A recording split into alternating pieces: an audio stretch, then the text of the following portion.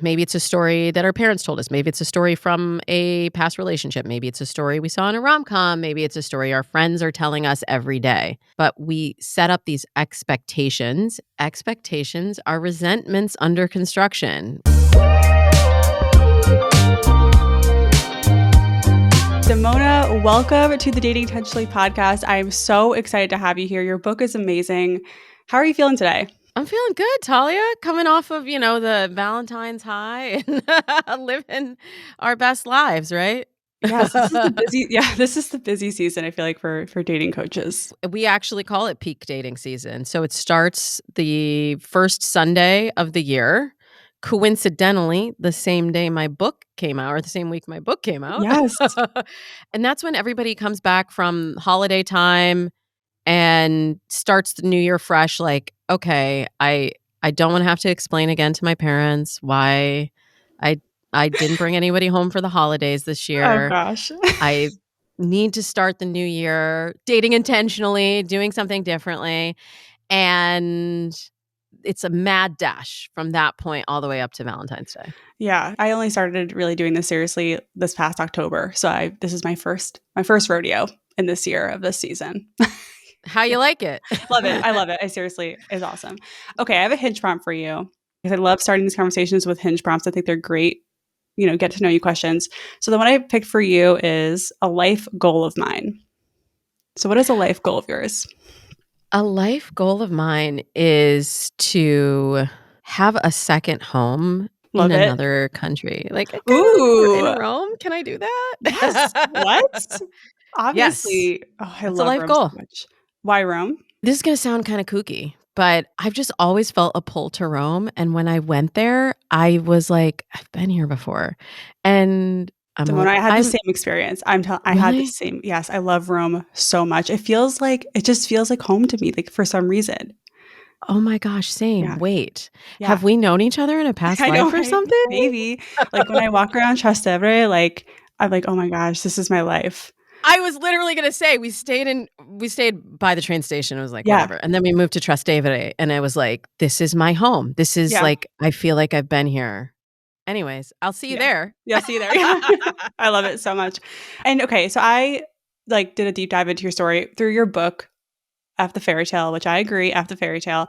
You met your husband online, right? Sure did. Which site? Girl, it was in the olden times. It was called Nerve. My uncle told me about this. He's a Gen Xer. Yeah, he just told me about this last week. Only the real ones know about Yes, Nerve. He is a real one. I remember when I was 10, he took me to Williamsburg when it was still warehouses. And he's like, this is going to be it. If only he'd also given you property. I know. Oh my gosh. He had bought a co-op or a condo for you then. Right. No, right? But so I did hear of Nerve recently. And so it doesn't exist today, right? Not as far as I know. No. Okay. But it was for the cool people in New York. Okay, thank you. Yeah, it was sold to me as like it's for like the quirky people, the artists, the creatives. I was like, yeah, that's the intellectual, like that's my guy. So I literally wrote a whole story for myself, a whole narrative, which we often do, which is part of F the Fairy Tale. I even envisioned like I could marry a writer and then he could work from home while I pursued my career and he could be an equal co-parent in raising our children, which back in that time, in your uncle's time, that was very revolutionary. And, weirdly, that is my uncle's life. He is a stay-at-home dad and his wife is a lawyer. Wow. Okay. Well, it's also my husband's life, coincidentally. But he's a writer and he's really a 50-50 partner. And that's the life that I was building. And really, for so many of my clients, like when I say F the Fairy Tale, I'm not saying you can't have a fulfilling, loving relationship.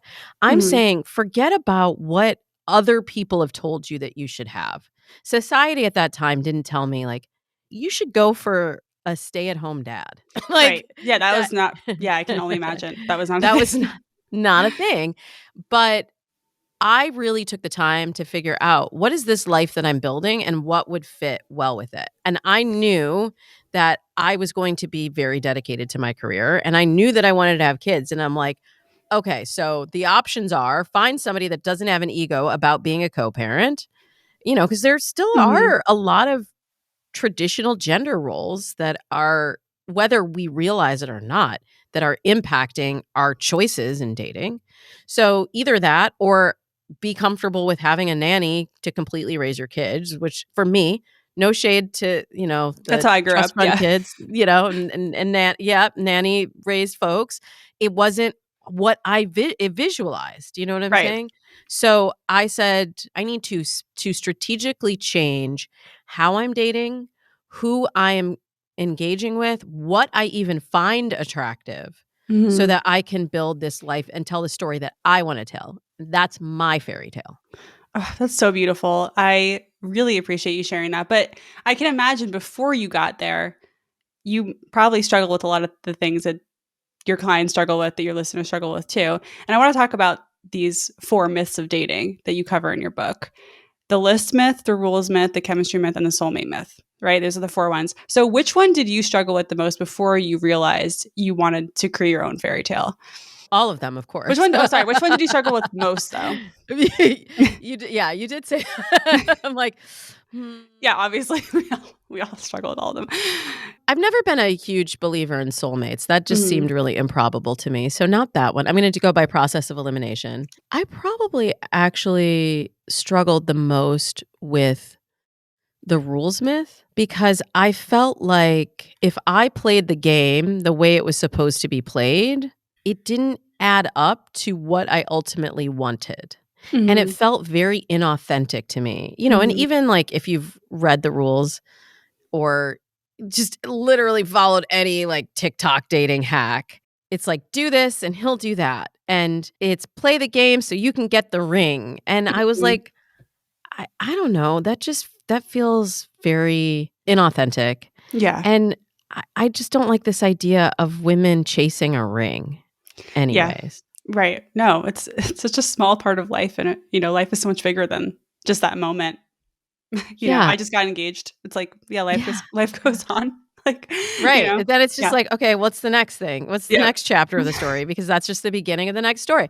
Yeah. But the other side of that, like, we talked about the rules and the hacks, but then there's also the game, which Mhm. I talk about in the book, was sort of the rules for guys, and it was just so chauvinistic, and Mhm. it just did so much damage Yeah. to women's egos, to men's idea about what was attractive, and I still feel like that is prevalent, and I needed to write this book to also give an answer to that Mhm. because there's still so much, like,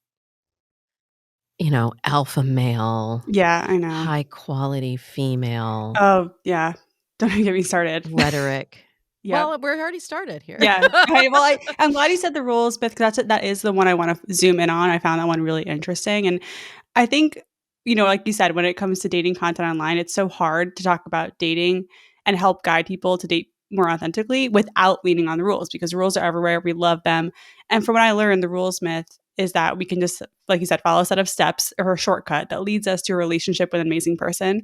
And we see these rules played out in movies, reality TV, and on social media. And you mentioned your book about The Bachelor, so I was curious, do you have a favorite dating reality TV show? Oh, 100%. Love is Blind. Okay, I 100. I literally wrote, "What do you think about Love Is Blind?" as the next question. I'm so glad that you said that. So, okay, what do you love about Love Is Blind? First of all, my husband will watch it with me. So, it's one of the few shows Great. we can actually watch together. I love any kind of social experiment. So there's a Mhm, lot of social experiment dating shows that have been around in all the times that I've been coaching and also hosting reality dating shows.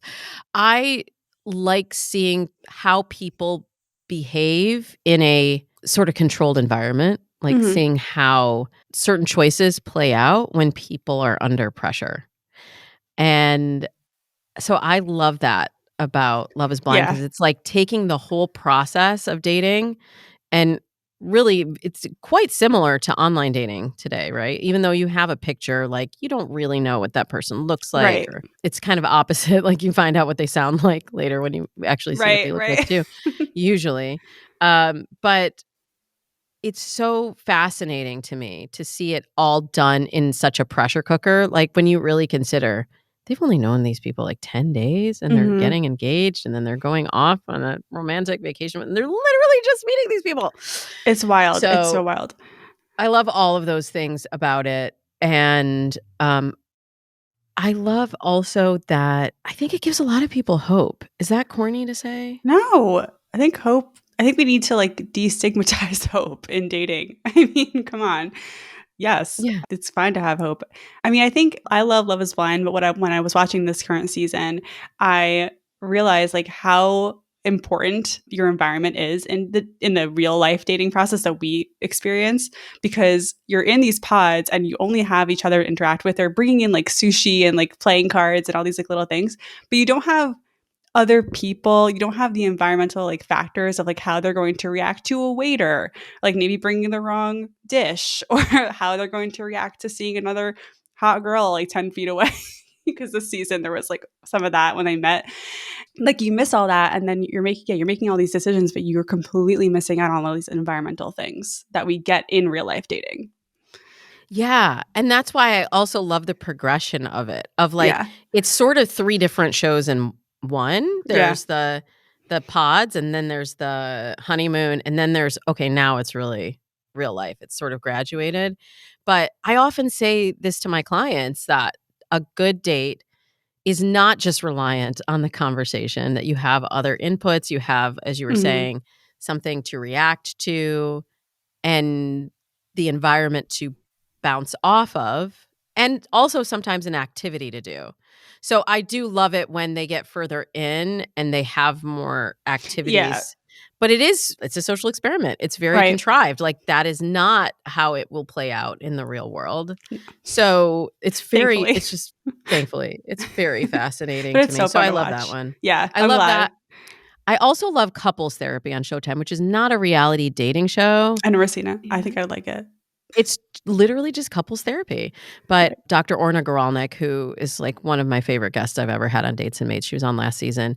And she is just one of the best psychoanalysts you will ever see work. And just watching her get in there with a couple and find the exact thing that's going to make somebody reconsider Mm. how they're thinking or the way they're treating their partner, it's just fascinating to watch. And you also I'll realize put that, it in the like, queue. everybomes messy. Like, you just Right. realize, you know what? Like, Yes. that's another kind of thing that inspired F the Fairy Tale. What is it supposed to feel like? I get this Mhm. question on Dates and Mates all the time. Well, I like this person, but I don't know. Do I love this person? Is this person the one? How do I know? And if we're chasing an idea of perfection, or we don't have that understanding of everybody's a little bit messy, then we're pursuing a relationship that isn't real, that doesn't Mhm. actually exist in the real world. And Yeah. that's why it's so important to start with the addressing the list myth and the mindset that you have going into dating, because that mindset is going to follow you throughout the course of your relationship. 100%. I definitely had to learn that the hard way in my process. Yeah. So I want to ask you, how do you know when someone is stuck on the rules myth in dating? What are the signs? Well, one, they're very impatient with my process. Okay. Good Like, sign. I always tell people before I do a 3-month coaching program, and I'm Mhm. like, "Look, most of the people who go through this program end up finding their person either by the end of the program or within the 3 months after the program. But it's gonna feel really exciting at first. You're gonna have 4 weeks of a lot of activity, and things are gonna feel really different and really thrilling and new, and then you're gonna get to the point where it's sticky, and Mhm. you're gonna have to push through some things, and that may be, like, 4 weeks of pushing through. And a lot of times, I'll get messages from my clients in that 4-week period, even though I've told them it's coming. Where it feels like, okay, I don't have the same volume of messages coming in. I mean, you experienced this too when you were doing your online dating Mhm. experiment. And the volume of messages you get when you first sign up for an app, in the matches that you get, it can be really thrilling, somewhat overwhelming, but it peters out. And then you're Mhm. kind of left with yourself And you're Right. like, "What am I doing here?"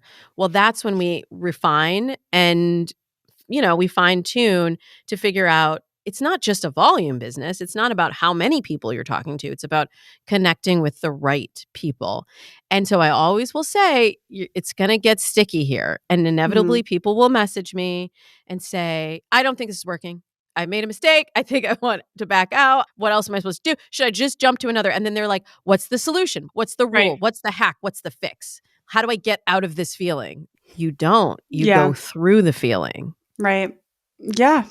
It's hard. It can be really hard to remember that. That's like, this is part of the process, and the process is going to take as long as it takes. Yeah. And you're signing up for a process. I mean, Right. there's a very deliberate reason why I am a coach and not a matchmaker. And I think Mhm. matchmaking is a great tool, but it's different. I want to help people transform and use dating as a tool for that.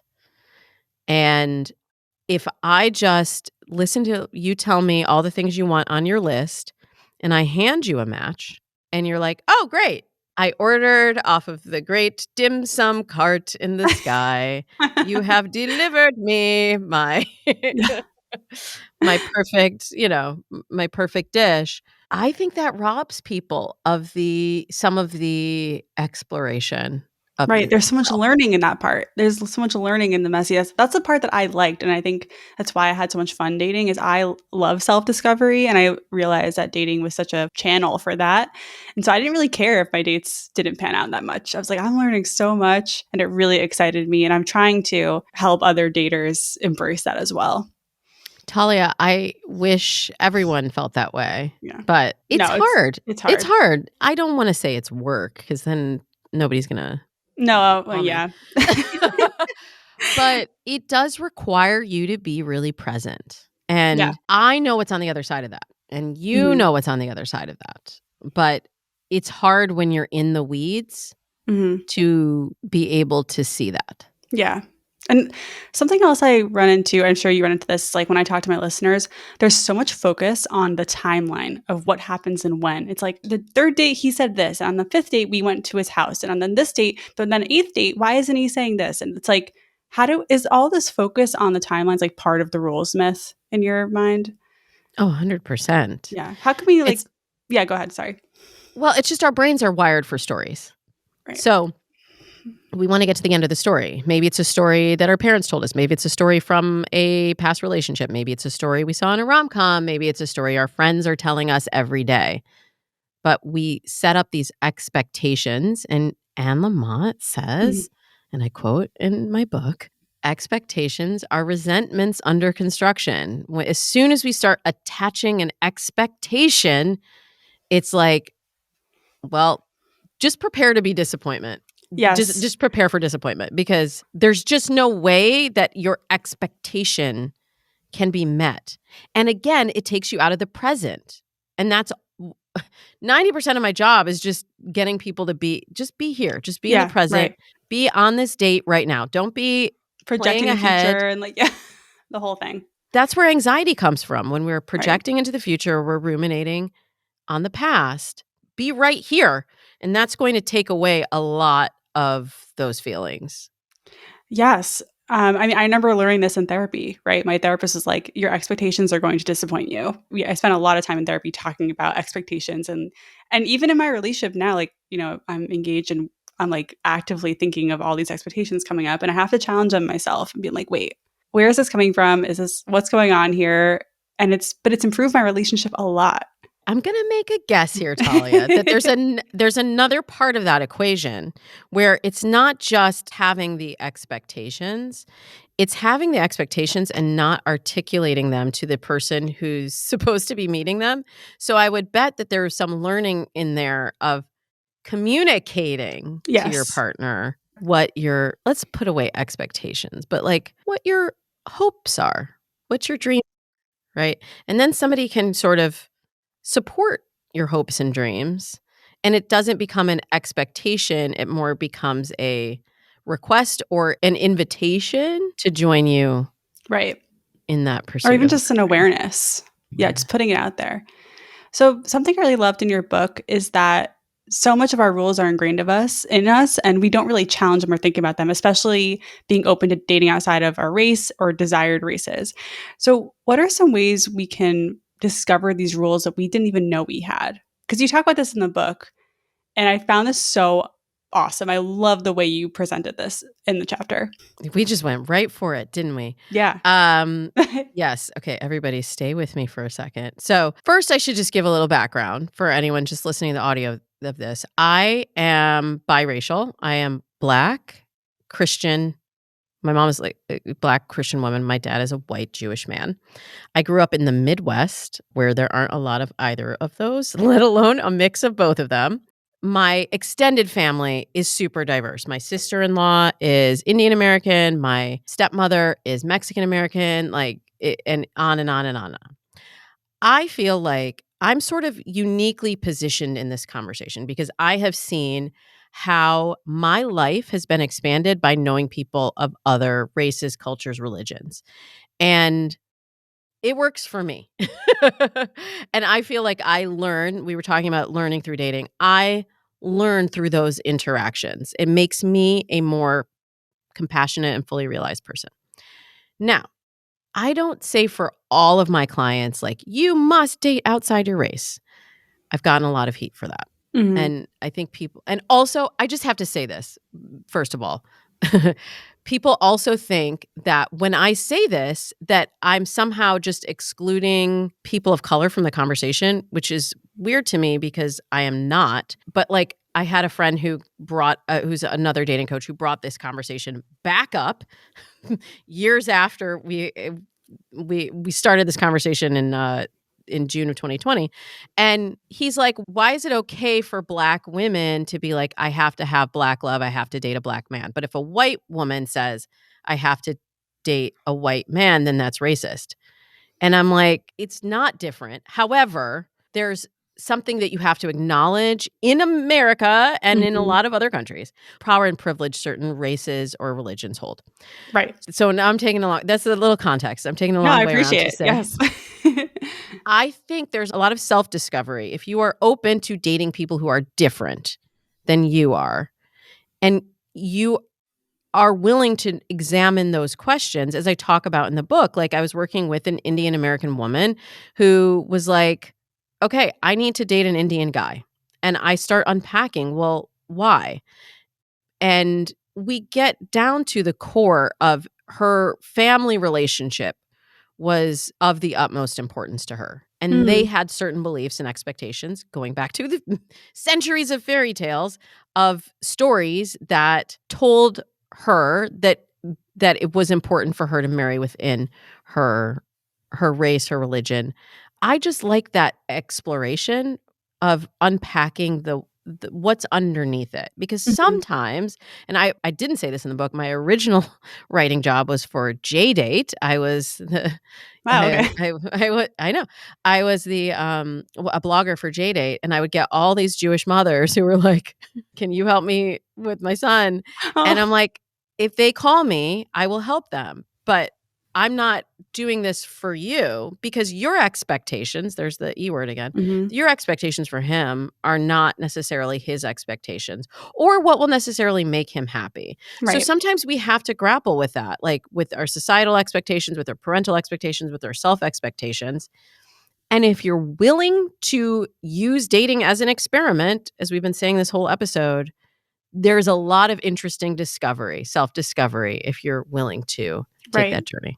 Yeah, I love this conversation so much, like, around just challenging what we think we'd be attracted to, or challenging the expectations that are external of, like, from society or family. I think for my parents, am Jewish. I grew up pretty religious. We're not religious anymore, but like, my parents, I think, accepted really early on that I was probably not going to end up with a Jewish man. They didn't love it at first, and they're like, all right. Like, they came around to it. I'm lucky. I feel lucky that this hasn't like impacted my relationship with them. But it's hard. This stuff is hard to navigate. It's not, there's no like silver bullet hack, shortcut rule that will just make it all tied up in a neat little bow. Yeah. It's funny because I distinctly remember saying to my dad, I'm not gonna marry a Jewish guy. It's not gonna happen, so you can just get over it. I Yeah. literally, quote, unquote, said that, and Talia Hoffman is my Yeah. married name. Uh, Oh, I did marry a Jewish guy. Actually, interestingly, that's so he's funny. half Jewish, and the Hoffman is his non-Jewish side, but Oh, everybody's wow. like, Okay. "Oh, you found a nice Jewish guy," and I'm like, "Trust me, I was not it was not the goal." That's so funny. But, I mean, I will say there are a lot, of cultural similarities that, I didn't even realize were probably part of what connected us, that we could kind of speak the same language, but I wasn't in pursuit of that, and my ideas about what I needed in a relationship and what I was, maybe pushing away were also totally misguided. So that's Right. why the That's the yeah. exploration of, like, what do I truly need and why is so valuable. Yes, and you talk a lot about this that and I think the list chapter and the rules chapter focus a lot on this, like, values, like, honing down on your what it's like your 3 must-haves and your 1 deal breaker, is that it?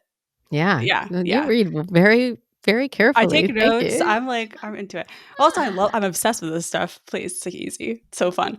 Right. Why okay, so something I share a lot of these messages with my listeners too about being open-minded, challenging your stories and like expectations. But whenever this topic of like being more open comes up, it somehow twists into lower your standards. Where is the line between being open and realistic and then actually lowering your standards?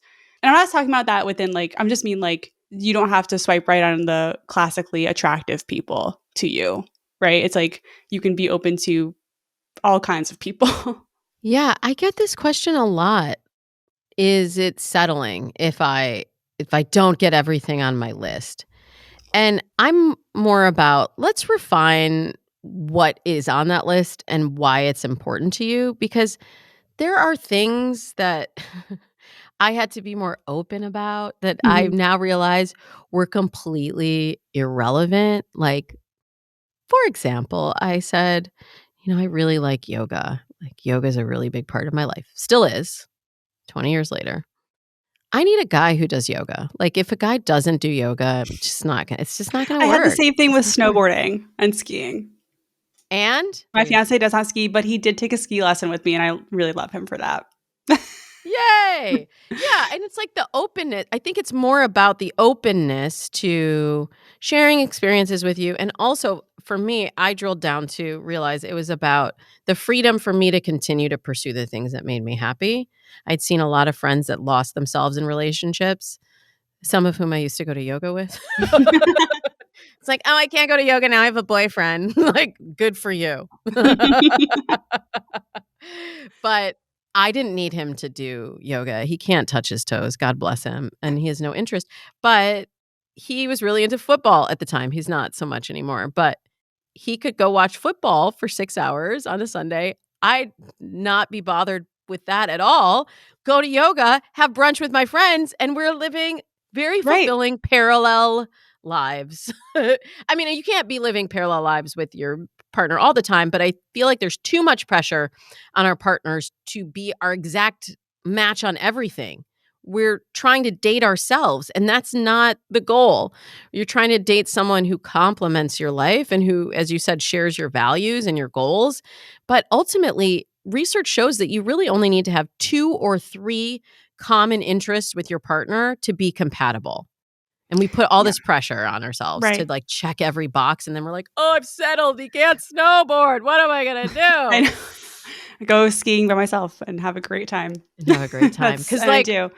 are you Yeah. hanging out, like, on the slopes? You're not really, like, skiing with the person. Like, I'm not I doing mean, yoga, chatting with I could my get into a whole thing about how, like, I grew up doing it and it's like a family memory and all this stuff, and it's yeah, but it's still meaningful to me even though he doesn't do it with me. That lack of skiing in our relationship doesn't make it mean less, that I have, Right. like, a connection to the sport. So what you're saying is being more realistic doesn't mean we're settling, and deleting things off our checklist and honing them down into what really matters does not equal settling. Correct. And also, just if there's anything on anyone's list right now who's listening that is anything physical, just go ahead and cross that off right now, because Agree. there's so Hard many more agree. factors, right, People Shin? push back, like, but I can only go on a date if I'm attracted to them, Damona. Like, what do I do? That's so you hear that? Yeah, and I'm not saying don't be attracted. And I think Yeah. people also confuse when I say chemistry is a myth. I'm not saying you're not supposed to be attracted to the person. I'm saying don't expect for lightning bolts to strike you and the heavens to open and the angels to sing to cue to you that this is your person. Real chemistry is a slow burn. Yes. Real connection takes time to develop and should develop on multiple levels, not just physical. That's all I'm saying with the chemistry myth. I'm not saying, like, if you get the ick, you should still date them. I'm saying you should stay curious. And if you're curious about that person, you should go on another date with them Yes. and see what develops from there. So speaking of dating apps and like just the swiping, do you think dating apps would work better if there was more focus on values overall? Like in the prompts, just in the process? No, Hmm. no. Let me not get into a dissertation about dating apps, because I'm really bullish on dating apps. Obviously, Yeah. it's how I met my husband. That's how the majority of my clients I have am met too. their I am too. partners, right? I think we, as a society, broke dating apps. We broke them I agree. because you agree? Okay, here's my A little, take, and I yeah. wanna hear yours. Yeah. Okay, so I think that online dating worked a lot better in the time when my husband and I did it. There was more information in the profile. You spent more time crafting your own profile and then therefore reading other people's profiles before you even reached out. And then there was this sort of online courtship period, and then you moved offline. Since Tinder, and I'm not blaming Tinder because I'm grateful for Tinder for expanding the reach of dating apps, destigmatizing it, and making it so accessible. So ease of use became prioritized. It's free. I can just pull a couple photos from whatever, my Facebook, I think at the time, and I'm online and I can be talking to people. Barrier for entry super low, but flooded the apps with people, many of whom were not dating intentionally, were not doing it with purpose, were there for many different reasons, a lot of fake profiles, a lot of just general trash. And so people started to scan profiles, just swipe on all the profiles. They were not doing it with intention. There wasn't enough information on the profile. There no longer is enough information on the profile to make any kind of a decision about whether you want to see somebody. There's just not enough information. So now that all has to happen in the DMs, and that's a terrible place to really assess if somebody's a good match for you or not. Yes. Yeah. I can totally see that. I mean, my take is that uh like dating apps, that culture of basically just you're behind a screen. People aren't real until you meet them. Like they don't feel as real, even with social media, right? Like when you're responding to a comment or a DM, it's like still a screen. And then you're not, I feel like we don't give as much respect to these kinds of conversations as we would on the phone or in person. I think it's like gives us permission to act a little shittier, which is really annoying. And then I think the people who really cared were kind of driven off the apps because this type of behavior was so prevalent. It's not that the good ones are gone. It's just like the good ones got fed up earlier and don't stick around as long. Maybe I don't know. I think they're still there, but I think a Oh yeah, lot they're of definitely people still are there. burned out. People are burned out and disappointed and frustrated. And I agree with everything that you said. And I still think that apps are a great way to meet people, but we have to we have to do it differently. Yeah. Like you can't stay in the DMs for a week or two and really assess who somebody is. And but on the other side, I think some of dating started happening too quickly. So people would just match and then be like, "Oh, let's meet up." And then that's a really quick road to burnout as well. Yeah. Because I'm curious, like It wasn't for you're the me. one that went on 200 days. Yeah. It wasn't for me, but I am definitely like it's like a personality mix of like me being an extrovert. I love to go out. Like I work from home all day. There's no way I'm staying home in the evening every Mhm. day. Like absolutely Mhm. no way. I can't. I'd go crazy. So I love going out. I love exploring. So I think dating and me were like a good match, just the process. Yeah. So I know Yeah. not everyone's like that though. And it's after rejection after rejection, I can see how it gets really hard. I think I was doing more rejecting than getting rejected. I Hmm. don't know.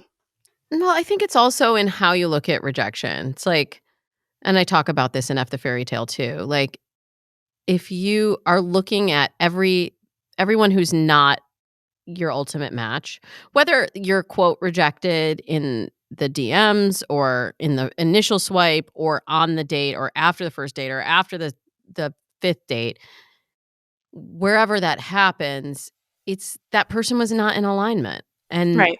that's not necessarily you. If there's a pattern, and maybe you and we need to talk about it. But if it's different reasons or it's just not a fit, I don't really look at that as a rejection. I kind of look at that as just feedback. Right. Right. It's neutral. It's just kind of, okay, it happened. It's going to happen.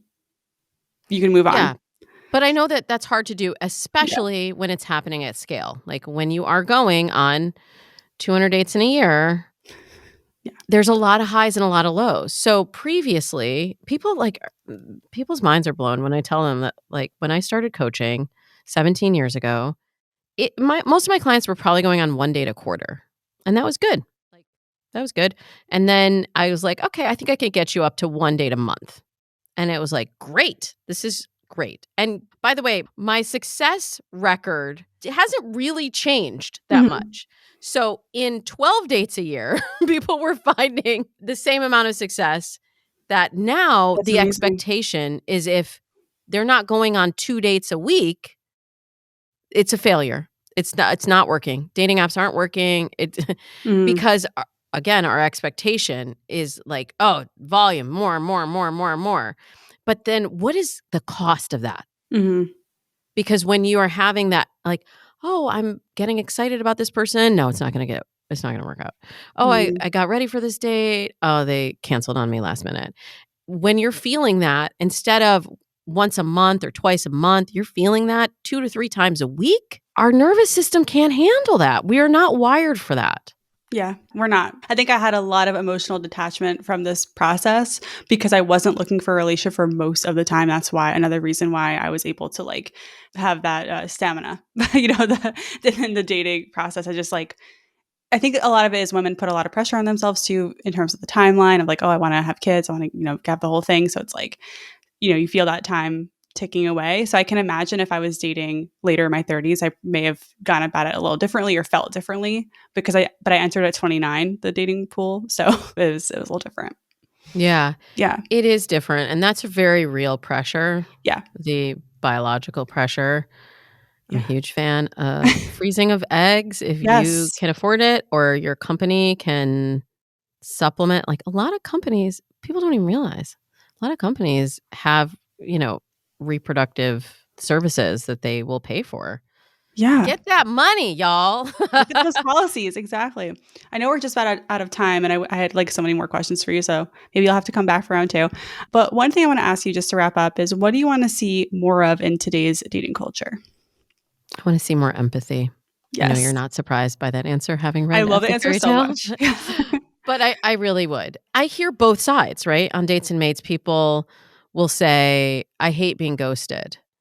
And then I'll say, "Well, let's see your DMs. Let's see who you're matching with." And realize that sometimes they're doing some of the ghosting themselves when they haven't thought of somebody as clearing the bar or being a serious contender for them. Mhm. So, if we could approach dating with more empathy, more awareness of the other person's perspective, and also more empathy for ourselves, because we do get so wrapped up in the quote results of this dating experiment that Mhm. we're all in, this love is blind experiment of the world, then we start to tell ourselves stories about our Right. lovability, our dateability that ultimately Mm. hurt us more in the long run than help us. So, Yes. more empathy, more empathy, more empathy. I love it. Thank you so much. This has been amazing. Where can we find you? Where can we get more Damona? You can get more Damona on the socials at Damona Hoffman. I do Dates and Mates every Tuesday for 11 seasons, which you can listen to wherever you're listening to this podcast right now, or at datesandmates.com. And I have some other goodies there at datesandmates.com, like a profile starter kit, and I have a new meditation collection and things that can help you on your dating journey too. Wow, thank you so much for all your insight, Damona. This has been amazing. Thank you for having me, Talia.